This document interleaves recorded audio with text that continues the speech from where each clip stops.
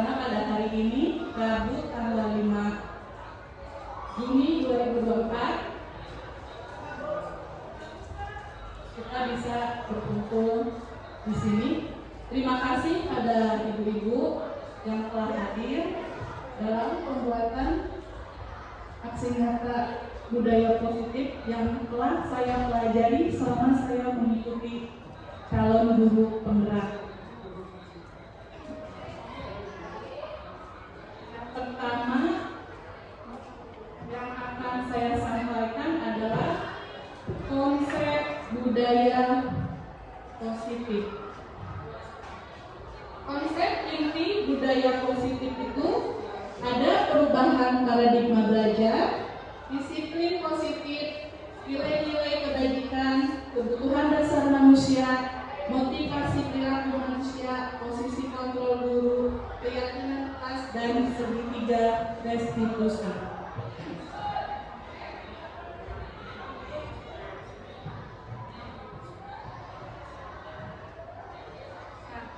Perubahan paradigma dalam membangun budaya positif sekolah dapat menyediakan lingkungan yang positif, aman, dan nyaman agar siswa mampu berpikir, bertindak, dan mencipta dengan merdeka, mandiri, dan bertanggung jawab.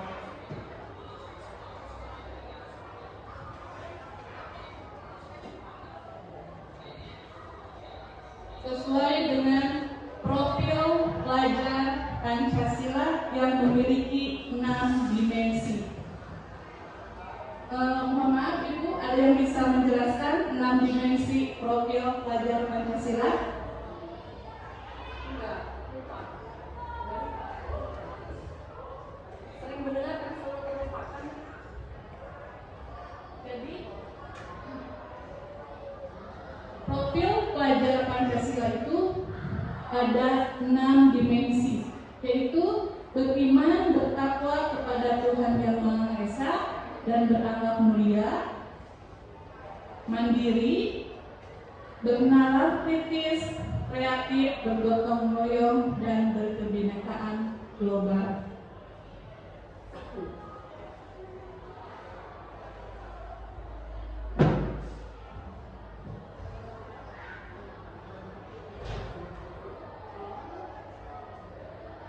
Mungkin selama ini kita sering mendengar kata disiplin saja ya. Disiplin di sini ada disiplin positif. Disiplin sendiri artinya ada yang bisa menjelaskan? Ya. Disiplin itu mematuhi peraturan yang sudah diberikan, melakukan peraturan yang sudah diberikan. Itu bukan? Disiplin adalah mentaati segala peraturan yang telah dibuat. Jadi mau tidak mau harus, tetapi disiplin ini harus dari dalam diri sendiri, tidak bisa dipaksakan oleh orang lain. Kenapa? Kalau dipaksakan mungkin efeknya akan sehari, 2 hari sudah. Seperti yang sering kita lihat di lingkungan sekolah kita sendiri kan, seperti pembiasaan sholat zuhur. Kita melakukan anak-anak harus disiplin sholat tepat waktu di masjid, tapi dengan paksaan. Kita ayo kalau tidak ini tidak sholat, kita menggunakan apa gitu kan. Tapi kalau dari diri sendiri timbul rasa disiplin dari diri sendiri, otomatis akan timbul kesadaran dalam dirinya sendiri bahwa disiplin itu adalah suatu hal yang harus dilakukan. Kata disiplin positif,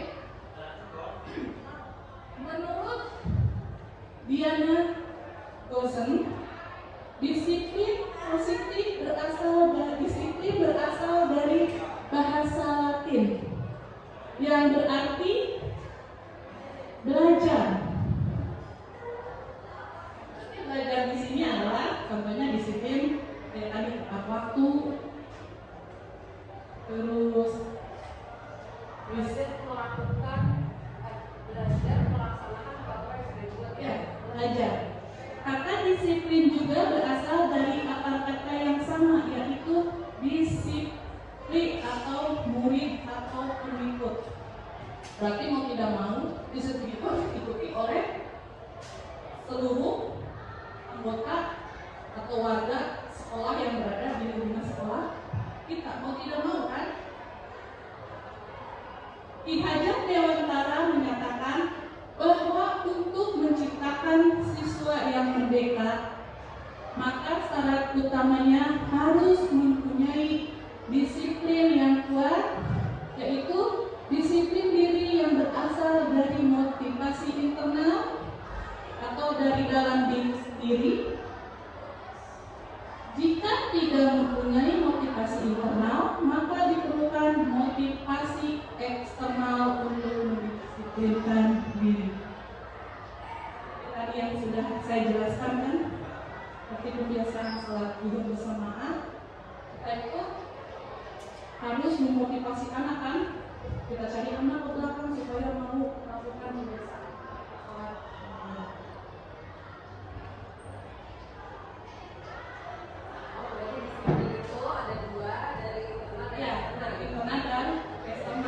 Kalau internal berarti kesadaran diri sendiri, kalau eksternal itu dorongnya dari luar. Contohnya ya, seperti yang kita lakukan kepada siswa-siswi kita di sekolah.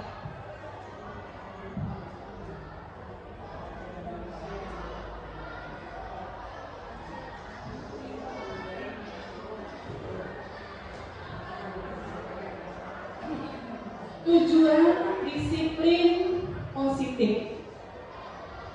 Jadi tujuan disiplin positif adalah untuk menanamkan motivasi kepada siswa kita agar mereka menjadi orang yang mereka inginkan dan menghargai diri sendiri dengan nilai-nilai yang mereka percaya. Motivasi ini berasal dari diri siswa sehingga akan berdampak jangka panjang dan tidak terpengaruh dengan adanya hukuman atau hadiah. Tapi kalau dari dalam diri sendirinya itu akan berdampaknya panjang. Kalau eksternal itu anak itu mungkin kita secara sadar tidak sadar, karena kalau ini mematuhi peraturan kita, oke. Kalau kalian tidak mematuhi peraturan ibu, kalian tidak akan naik kelas atau nilainya di bawah KKM. Jadi anak itu mempunyai dorongan eksternal, jadi tidak akan berjangka waktu panjang, tidak akan dalam jangka waktu yang panjang, karena berasal dari dua. Beda lagi kalau dari dalam diri anak tersebut akan sampai mungkin akan mereka lakukan sampai mereka berada di lingkungan masyarakat.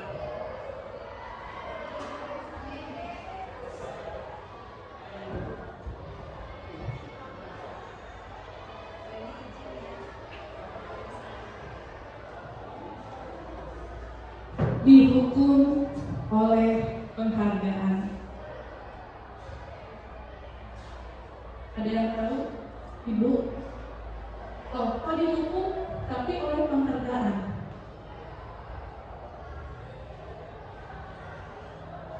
Dengan kita memberikan reward hadiah kepada anak. Apabila ada anak yang tugasnya selesai tepat waktu, kita akan memberikan anak itu penghargaan ya. Oh, kamu hebat, bisa menyelesaikan tugas tepat waktu. Ibu kasih hadiah, nilai kamu paling tinggi misalkan. Itu sama saja menghukum anak. Kenapa? Karena akan memberikan pengaruh jangka pendek dan jangka panjang. Seperti tadi yang sudah saya jelaskan di disiplin. Terus penghargaan tidak efektif. Penghargaan merusak hubungan. Merusak hubungan di sini mungkin antar teman ya. Di kelas ada kecemburuan, sosial. Suka ada kan anak, si Eka mah bimbingan, padahal ngerjain tugasnya sama dengan saya, kok dia nilainya lebih tinggi padahal isinya sama saya. Itu adalah kecemburuan atau merusak hubungan. Penghargaan mengurangi ketepatan, penghargaan menghukum. Jadi sebagai ibu-ibu, sebagai guru untuk membangun budaya positif, kita tidak perlu memberikan penghargaan kepada anak.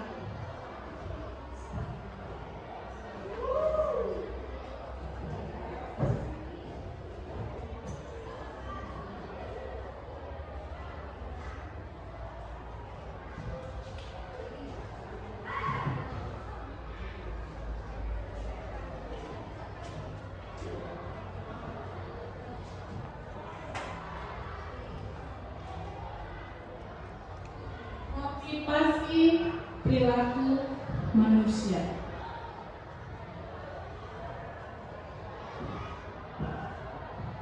Menurut Diana Gosen, motivasi perilaku manusia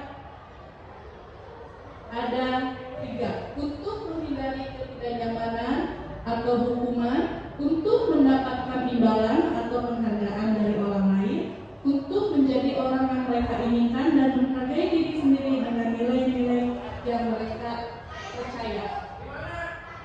Untuk menghindari ketidaknyamanan atau hukuman, kadang anak atau pada kita itu untuk menghindari hukuman. Daripada disuruh lari 10 keliling di lapangan, mending saya kerjakan tugasnya hari ini. Atau untuk mendapat imbalan seperti tadi, mendapat penghargaan. Ini jangka waktunya pendek, ya, karena motivasinya dari luar atau ekstrinsi. Kalau untuk menjadi orang yang mereka inginkan dan menghargai diri sendiri dengan nilai-nilai yang mereka percaya, ini timbul dari motivasi dari dalam diri siswa, yaitu motivasi instinktif.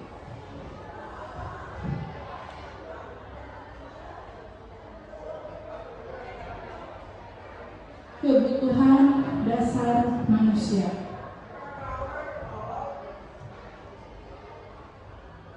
Menurut Dr. William Glasser dalam Choice Theory, terdapat 5 kebutuhan dasar manusia. Yang pertama, bertahan hidup. Bertahan hidup itu berarti apa saja? Makan, minum, itu adalah kebutuhan manusia untuk bertahan hidup.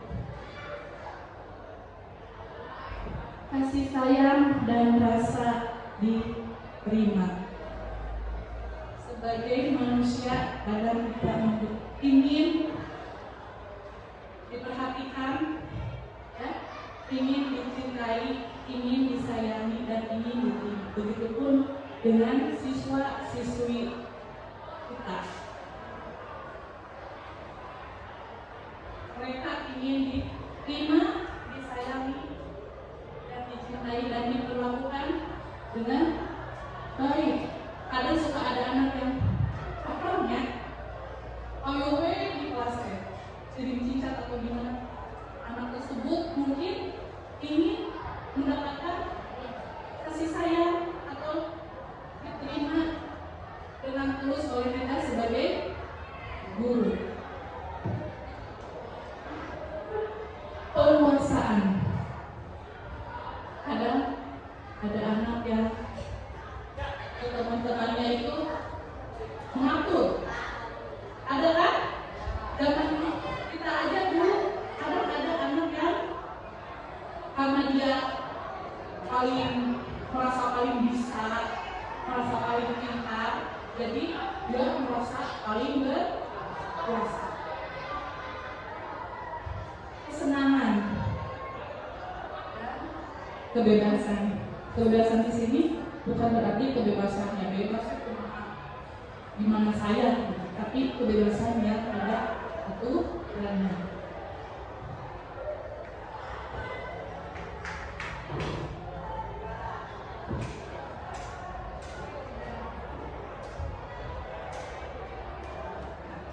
Kita keyakinan kelas. Saya baru tahu pas mengikuti program calon guru penggerak ini, ternyata keyakinan kelas itu adalah hal yang sangat penting menurut saya pribadi. Kenapa? Karena di sini kita memuat nilai-nilai kebaikan atau prinsip-prinsip yang disepakati secara universal oleh warga kelas. Jadi tidak oleh diri kita sendiri. Kadang kita kan sebagai guru dalam membuatkan sendiri aja, benar nggak? Tidak melibatkan siswa. Oke, itu buat perhatian. Pokoknya ya. Pertama, tidak boleh makan di kelas. Yang kedua, harus disiplin tanpa memberikan ruang atau peluang kepada anak untuk mengekspresikan dirinya bahwa saya itu ingin kelas seperti apa, ya, bahwa saya itu ingin kelas seperti apa, kelas seperti apa yang saya dambakan. Karena kita selama ini sebagai guru, kita sebagai center, bukan murid. Di program PGP ini saya perlahan-lahan, walaupun masih belum sempurna karena tidak ada manusia yang sempurna, saya mulai belajar bahwa pembelajaran di kelas ini adalah harus student center. Jadi kita hanya menggali potensi yang ada dalam diri anak. Kenapa pembentukan kelas ini sangat perlu untuk kita dan seluruh warga kelas? Yang pertama yaitu keyakinan kelas itu bersifat abstrak daripada peraturan yang lebih rinci dan nyata. Keyakinan kelas berupa pernyataan-pernyataan universal. Yang ketiga, pernyataan keyakinan kelas selalu dibuat dalam bentuk positif. Yang keempat, keyakinan kelas harusnya dibuat tidak terlalu banyak sehingga mudah diingat dan dipahami oleh semua anggota kelas. Keyakinan kelas hendaknya sesuatu yang dapat diterapkan di lingkungan itu. Yang keenam, semua anggota kelas hendaknya ikut berkontribusi dalam pembuatan keyakinan kelas melalui kegiatan curah pendapat. Yang ketujuh, semua anggota kelas bersedia meninjau kembali keyakinan kelas dari waktu ke waktu. Ini langkah-langkahnya ya, seperti yang sudah saya jelaskan tadi, memberikan kesempatan kepada seluruh warga yang ada di kelas untuk berpendapat tentang peraturan yang perlu disepakati di kelas, mencatat semua masukan siswa di papan tulis atau di kertas besar sehingga semua siswa bisa melihatnya, menyusun keyakinan kelas sesuai dengan prosedur pembentukan keyakinan kelas, ubahlah kalimat negatif menjadi kalimat positif. Jadi kalau dalam keyakinan kelas itu tidak ada kata jangan dan tidak boleh. Tidak ada kata jangan dan tidak boleh, karena itu berbentuk kalimat negatif.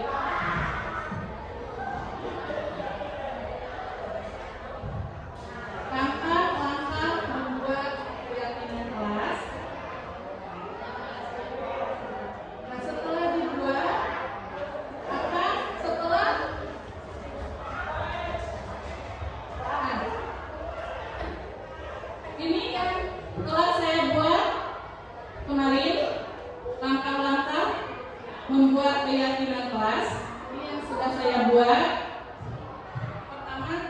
kita menjelaskan kenapa harus membuat keyakinan keras kepada anak.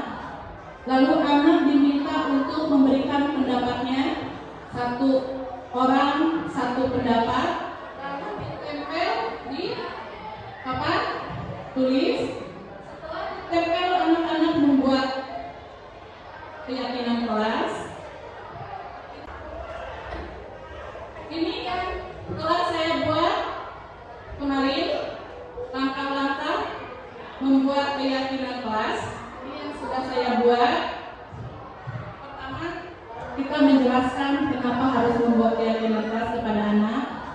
Lalu anak diminta untuk memberikan pendapatnya, satu orang satu pendapat, lalu ditempel di papan tulis. Setelah ditempel, anak-anak membuat keyakinan kelas. Kita pilih satu-satu. Ternyata kemarin kebanyakan anak itu ingin kelasnya bersih dan disiplin. Nah, setelah semuanya jadi, baru kita membuat poster keyakinan kelas. Setelah dibuat, lalu ditempel di kelas agar semua warga kelas bisa membaca hasil dari diskusi pembuatan keyakinan kelas. Ini yang telah jadi dari 36 anak. Saya simpulkan keyakinan kelasnya seperti ini. Walaupun kata-katanya beda, tapi tujuannya sama ke sini. Disiplin, menjaga kebersihan, tanggung jawab, saling menghargai dan menghormati, dan tertib.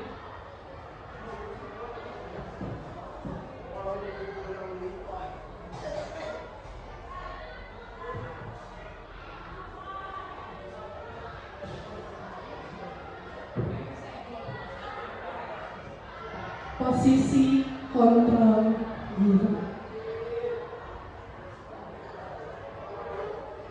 Ada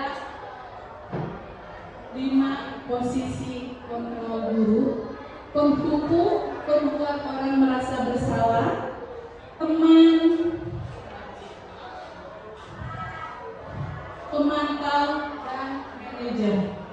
Nah, selama ini ibu-ibu sebagai guru apa dari kelima posisi tersebut?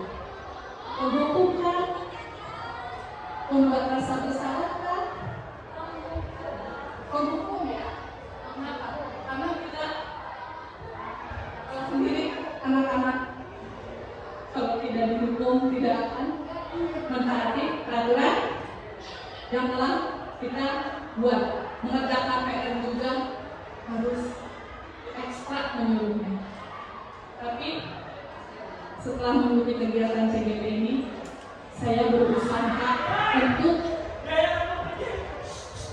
belajar menjadi seorang guru yang yaitu manajer. Karena kalau saya pribadi, selain penghukum, saya adalah guru pembuat rasa bersalah. Seringkali kita kan ke anak, kenapa kamu tidak mengerjakan PR itu?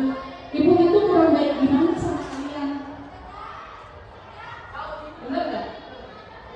Kurang baik gimana sama kalian? Nggak ibu hukum, tapi itu ternyata salah juga. Karena merasa anak nanti akan timbul rasa bersalah. Jadi yang betul itu adalah guru manajer. Walaupun pada kenyataannya mungkin kita akan susah untuk menerapkan kontrol tersebut, karena manusiawi dan manusia kita itu mempunyai emosi.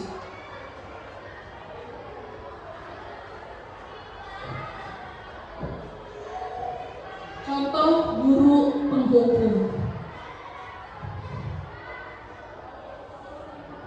Seorang penghukum dapat menggunakan hukuman fisik dan verbal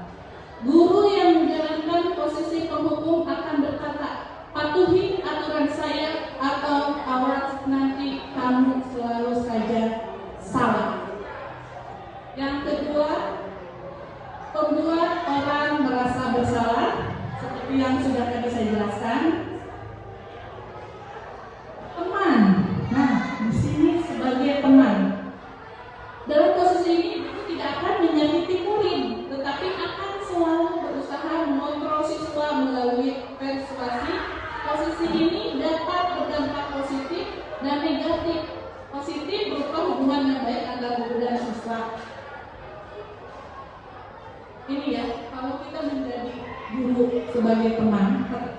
Contohnya, ayo bantulah demi ibu ya, ayo ingat tidak semua bantuan ibu selama ini, dan bla bla bla dan sebagainya. Dan pemantau. Kamu tahu tidak peraturannya apa kemarin? Kalau tidak mengerjakan, kalau tugasnya tidak dikumpulkan, itu adalah pemantau. Ya, yang paling tinggi adalah posisi manajer. Kenapa? Karena guru adalah mentor, di mana guru berbuat bersama dengan murid, mengajak siswa bertanggung jawabkan perilakunya, mendukung siswa menemukan solusi atas permasalahannya sendiri. Murid diajak menganalisis kebutuhannya sendiri dan kebutuhan orang lain yang terpenting. Apa yang yaitu keyakinan kelas.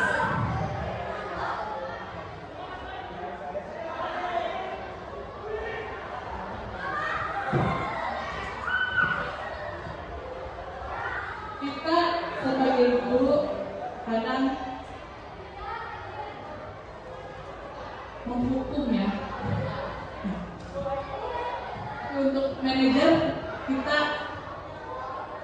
belajar bersama-sama untuk menjadi guru yang didambakan oleh siswa-siswi di sekolah kita. Yang berikutnya, restitusi.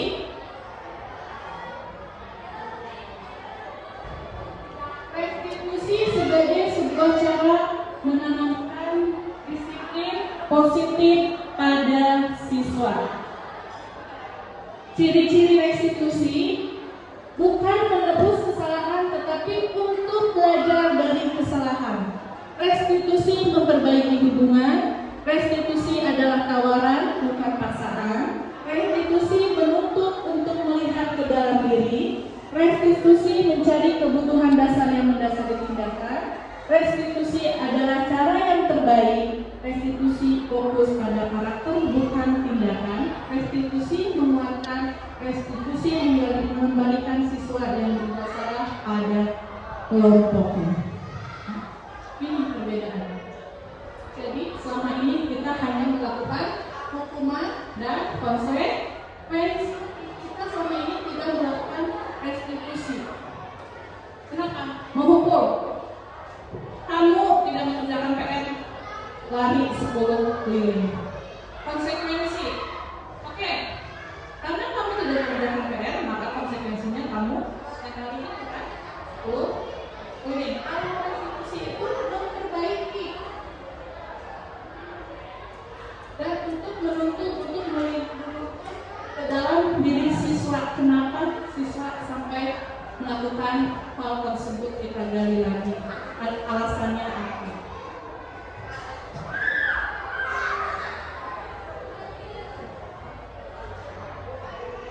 Dengan melakukan segitiga restitusi.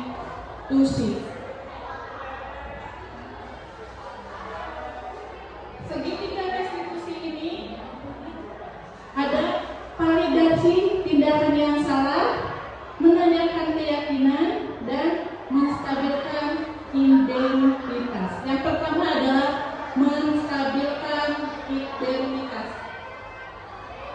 Setiap orang pasti pernah melakukan kesalahan. Kita tanya, kenapa anak kita menstabilkan identitas anak tersebut yang tadinya salah, supaya dia kembali lagi ke identitas yang sebelumnya.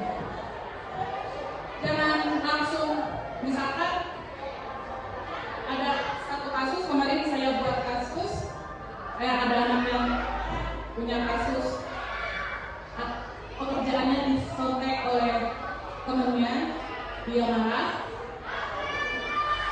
Jadi jangan langsung menjudge, adik kamu tahu nggak perbuatan kamu itu salah, gitu kan?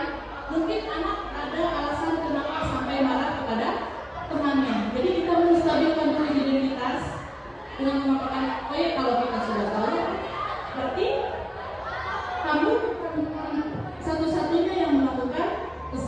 kesalahan. Karena sebagai manusia kita juga pernah melakukan kesalahan. Validasi tindakan yang salah. Kita menanyakan kenapa sampai kamu melakukan hal tersebut. Kenapa kamu melakukannya?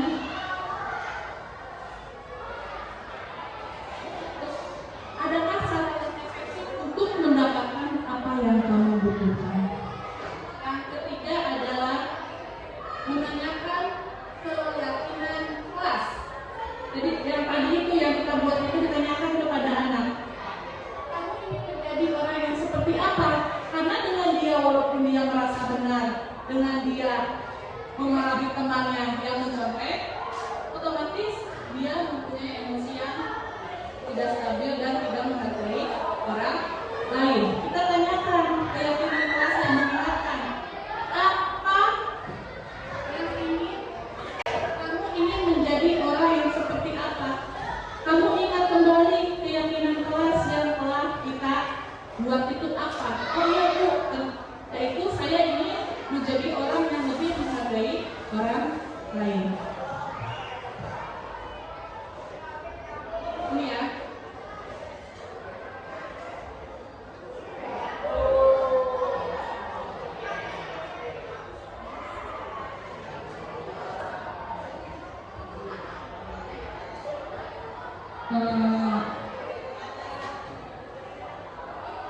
Ada yang ditanyakan?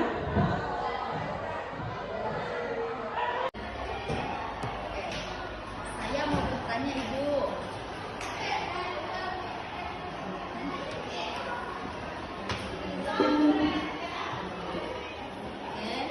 Bismillahirrahmanirrahim. Assalamualaikum warahmatullahi wabarakatuh.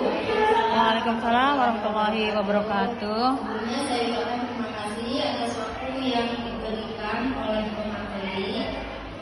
Yang ingin saya tanyakan pada hari ini, berdasarkan pemahaman yang saya tadi dengarkan dari penjelasan Ibu ya pemaparan, bahwasanya kita harus selalu bersikap positif ke anak-anak, gitu ya, menciptakan ruang belajar sesuai keinginan mereka, gitu ya. Mungkin idealnya seperti itu. Tapi yang saya rasakan selama beberapa tahun saya mengajar, kok sepertinya berbanding terbalik dengan materi yang tadi dipaparkan seperti itu. Terutama misalkan kata Ibu, bangun kesadaran apa anak-anak ketika melakukan disiplin, kalau misalkan dikasih penghargaan itu hanya untuk jangka waktu dekat saja, gitu ya. Seperti itu. Nah sekarang yang saya ingin tanyakan, kalau misalkan kita tidak memberikan penghargaan atau kita tidak mendukung anak-anak yang melakukan hal-hal yang khusus tersebut, itu bagaimana cara kita memotivasi mereka itu supaya menumbuhkan kesadaran pada diri mereka untuk melakukan disiplin positif yang tadi Ibu paparkan. Itu mungkin cukup sekian pertanyaan dari saya. Terima kasih. Assalamualaikum warahmatullahi wabarakatuh. Waalaikumsalam warahmatullahi wabarakatuh. Terima kasih Bu Sri Rahayu atas pertanyaannya yang Allah bisa saya jawab walaupun tidak 100%. Ini menurut memang kita itu dilema ya sebagai guru.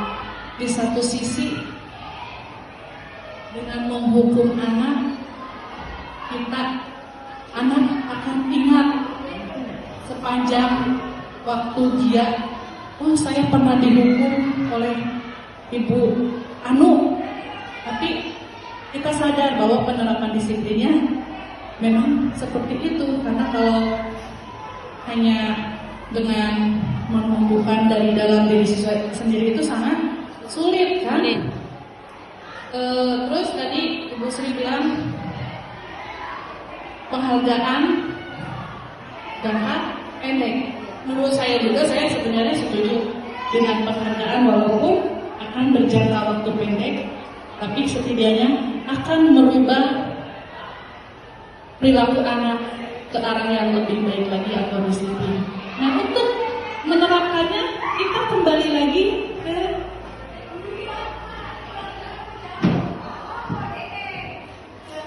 menurut saya kita balik lagi ke sini.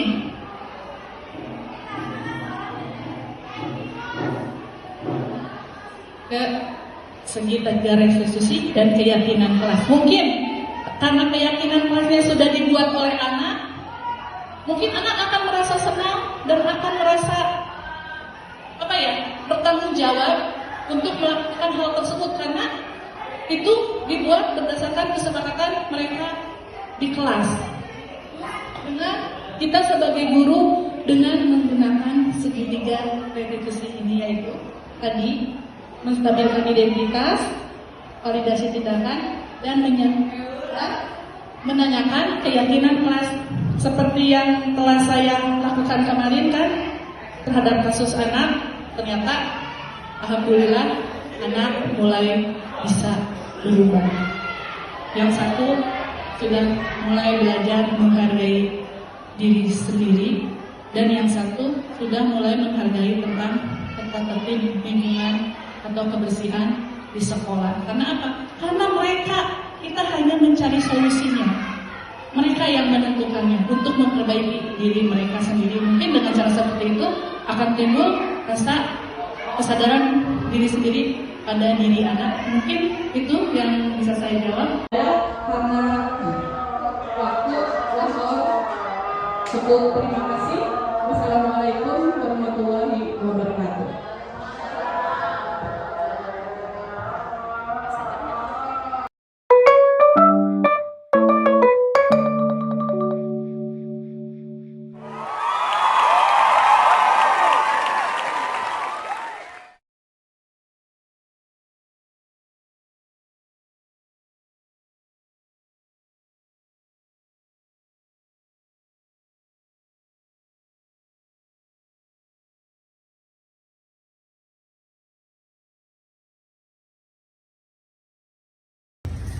Devisa tahu nggak kenapa Devisa dipanggil sama ibu?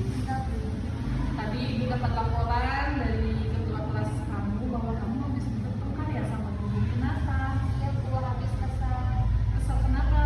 Guru selalu mencontek hasil pekerjaan rumah atau tugas dari Devisa Bu. Oh, kalau begitu wajar ya, manusiawi ya, kepada manusia pasti ada rasa kesal, apalagi hasil pekerjaan kita dicontek sama teman kita.